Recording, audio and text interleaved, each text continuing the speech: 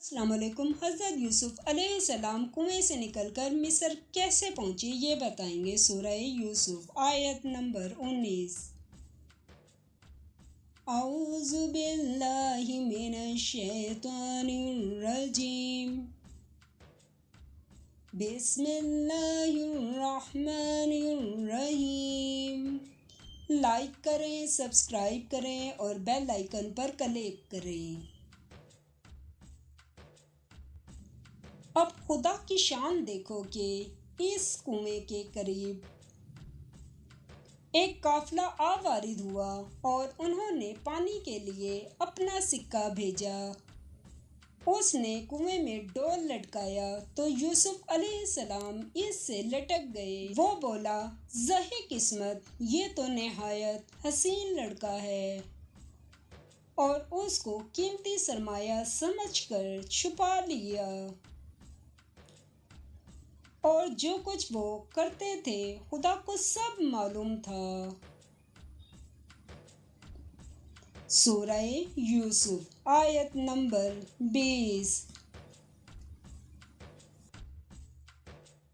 اور اس کو تھوڑی سی قیمت یعنی چند چند درہموں پر بیچ ڈالا، اور انہیں ان کے بارے میں کچھ لالچ بھی نہ تھا۔ سورہ یوسف آیت نمبر 21۔ اسی ٹاپک کی پلے لسٹ اوپر آئیکن پر ہے۔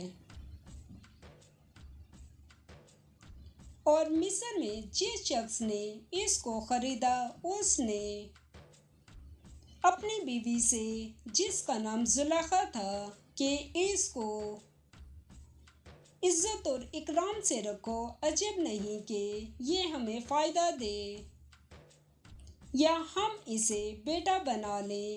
اس طرح ہم نے یوسف علیہ السلام کو سرزمین مصر میں جگہ دی، اور غرض یہ تھی کہ ہم ان کو خواب کی باتوں کی تعبیر سکھائیں، اور خدا اپنے کام پر غالب ہے، اور لیکن اکثر لوگ نہیں جانتے۔ سورہ یوسف آیت نمبر 22۔ اور جب وہ اپنی جوانی کو پہنچے تو ہم نے ان کو دانائی اور علم بخشا، اور نیکوکاروں کو ہم اسی طرح بدلہ دیا کرتے ہیں۔ اس میں ہم حضرت یوسف علیہ السلام کا اور زلیخا کا قصہ بیان کریں گے۔ سورہ یوسف آیت نمبر 23۔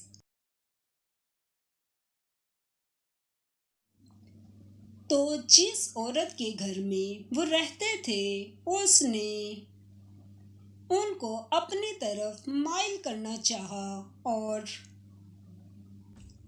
دروازے بند کر کے کہنے لگی، یوسف علیہ السلام جلدی آؤ۔ انہوں نے کہا کہ خدا پناہ میں رکھے، وہ یعنی تمہارے میاں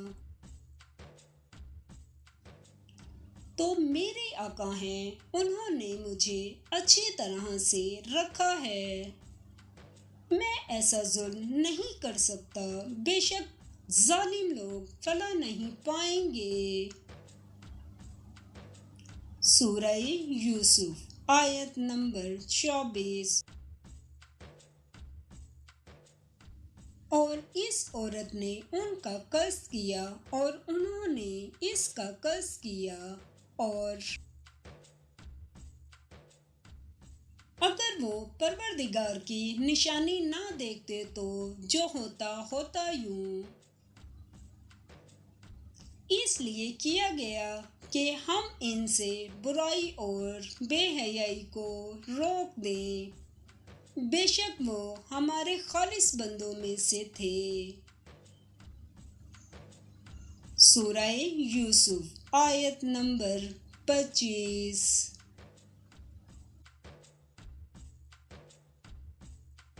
اور دونوں دروازے کی طرف بھاگے، آگے یوسف علیہ السلام، پیچھے زلیخا۔ اور عورت نے ان کا کرتا پیچھے سے پکڑ کر جو کھینچا تو پھاڑ ڈالا، اور دونوں کو دروازے کے پاس عورت کا خامن مل گیا۔ تو عورت بولی کہ جو شخص تمہاری بیوی کے ساتھ برا ارادہ کرے، اس کی اس کے سوا کیا سزا ہے کہ یا تو قید کیا جائے یا دکھ کا عذاب دیا جائے۔ حضرت یوسف علیہ السلام پر جو الزام کا فیصلہ کیا گیا یہ بتائیں گے۔ سورہ یوسف آیت نمبر 26۔ یوسف علیہ السلام نے کہا، کسی نے مجھ کو اپنی طرف مائل کرنا چاہا تھا۔ اس کے قبیلے میں سے ایک فیصلہ کرنے والے نے یہ فیصلہ کیا کہ اگر اس کا کرتا آگے سے پھٹا ہو تو یہ سچی اور یوسف علیہ السلام جھوٹا ہے۔ سورہ یوسف آیت نمبر 27۔ اور اگر کرتا پیچھے سے پھٹا ہو تو یہ جھوٹی اور وہ سچا ہے۔ سورہ یوسف آیت نمبر 28۔ جب اس کا کرتا دیکھا تو پیچھے سے پھٹا تھا، تب اس نے زلیخا سے کہا کہ یہ تمہارا ہی فریب ہے، اور کچھ شک نہیں کہ تم عورتوں کے فریب بڑے بھاری ہوتے ہیں۔ سورہ یوسف آیت نمبر 29۔ یوسف علیہ السلام اس بات کا خیال نہ کر اور زلیخا تو اپنے گناہ کی بخشش مانگ، بے شک خطا تیری ہی ہے۔ اس میں ہم حضرت یوسف علیہ السلام اور زلیخا کا قصہ بیان کریں گے۔ سورہ یوسف آیت نمبر 30۔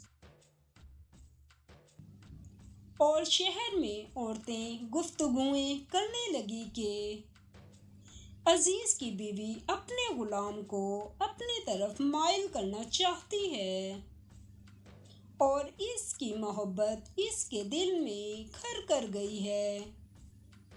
ہم دیکھتے ہیں کہ وہ سرِ گمراہی میں ہے۔ سورہ یوسف آیت نمبر 31۔ جب زلیخا نے ان عورتوں کی گفتگو جو حقیقت میں دیدار یوسف کے لیے ایک چال تھی سنی تو ان کے پاس دعوت کا پیغام بھیجا اور ان کے لیے ایک محفل مرتب کی اور پھل تراشنے کے لیے ہر ایک کو ایک ایک چھری دی، اور یوسف علیہ السلام سے کہا کہ ان کے سامنے باہر آؤ۔ جب عورتوں نے ان کو دیکھا تو ان کا رعب حسن ان پر ایسا چھا گیا کہ پھل تراشتے تراشتے اپنے ہاتھ کاٹ لیے اور بے ساختہ بول اٹھیں کہ سبحان اللہ، یہ آدمی نہیں بزرگ فرشتہ ہے۔ سورہ یوسف آیت نمبر 32۔ تب زلیخا نے کہا، یہ وہی ہے جس کے بارے میں تم مجھے طعنے دیتی تھی، اور بے شک میں نے اس کو اپنی طرف مائل کرنا چاہا مگر یہ بچا رہا، اور اگر یہ وہ کام نہ کرے گا جو میں اسے کہتی ہوں تو قید کر دیا جائے گا اور ذلیل ہوگا۔